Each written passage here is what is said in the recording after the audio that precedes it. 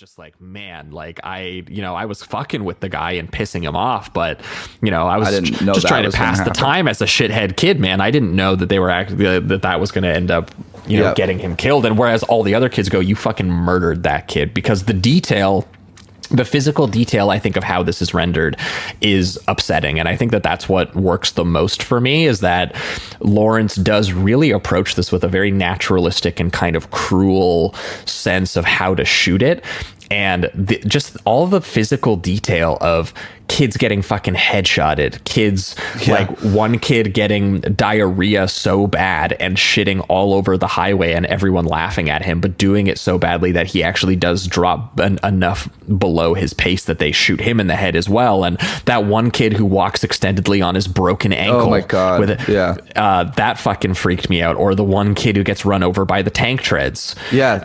And the thing is too, like when they start, the stuff that gets you, I think, in the gut is when, like right before, when they're doing the warnings rather than when they're more instant.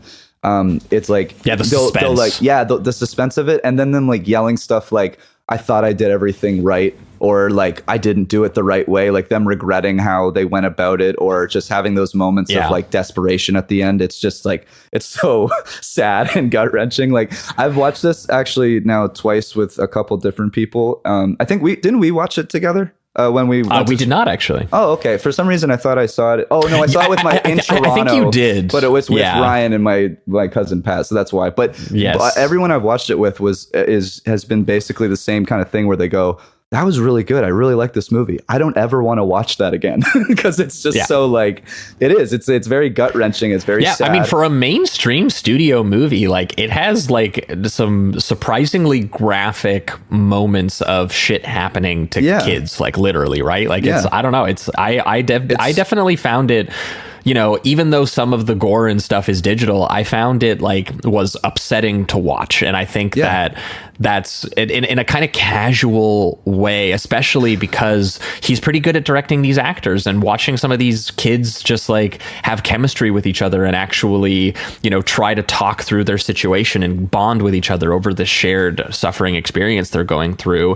And then just maintaining this mood of like this soaking wet depression of like, this is like, it's such a punishing idea and such a ridiculous idea in terms of like what the government is actually putting them through. And the fact that it's also symbolized through in flesh through Mark Hamill, who I saw a lot of people. Funny, I saw a lot of people having sort of mixed reactions about his performance. I think it's because the kids are so natural, and his is such a hammed up. Like he does feel like ripped straight out of like Full Metal Jacket or something, screaming about like, you kids don't got any work ethic, or like sack up, boys, like all that kind of stuff. I love when Cooper Hoffman is talking shit about him. He's just like, you're a fucking asshole, or you're a fucking, and him just being like, that's the spirit, boy. That's the spirit. Keep fighting the fight. Like that's stuff, what's gonna get you through this and gonna make you a man. See, for me, I think it works because I think the boys are obviously more naturalistic because they are within this world. But I think that this dystopian setup, this culture that he's meant to be the symbol of the whole government, right? That's why I think it works too. It's fucking insane. I mean, the long walk itself is just a ridiculous idea in sense. Like the way that they justify it through the writing is like, and I like it. I think it's a fun idea in that sense. But when they're like, basically it's like every time they do this walk, production skyrockets, and it's going to make it so that America becomes the #1 country again, and all that. So that's the premise of it. And so I think that he's a cartoon fascist military man. Like we're already in kind of a cartoonish like storyline here. So I like that they're more natural, and then he is more of like the hammed up cartoonish evil of the military or America or whatever.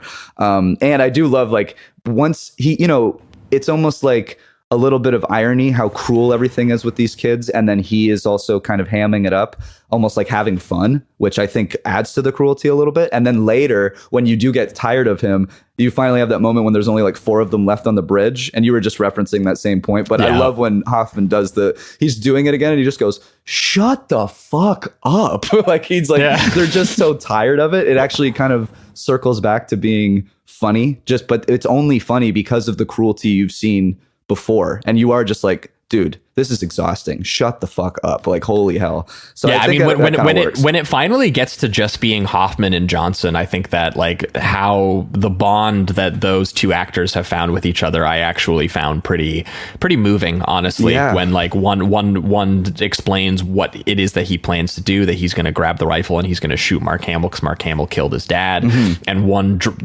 neither one of them wanting to win, wanting the other person to win, and like dropping for them. And I thought that the ending kind of worked, and I saw that Naaman compared it to like the almost like the ending of like The Mist or something like that, like the standing in the highway with the gun, you know. And I thought it was solid. I agree. And even though there's a lot of like, you know, there's a lot of just, it feels a little hopeless by the end. There's a little bit of that hope that I do like that shines through with David Johnson's character. And again, I think Johnson just like really delivers it well, that you kind of believe it. But like, I also like Hoffman's, when he eventually, spoilers, when he eventually sacrifices himself for Johnson, and he's just like, I can't see it, but you can. Because it's like the entire time Johnson's character has been trying to keep everybody uplifted. He's like, I've seen so much cruelty. He has a story about getting like stabbed or cut really deep by his like drunk uncle that he was raised by,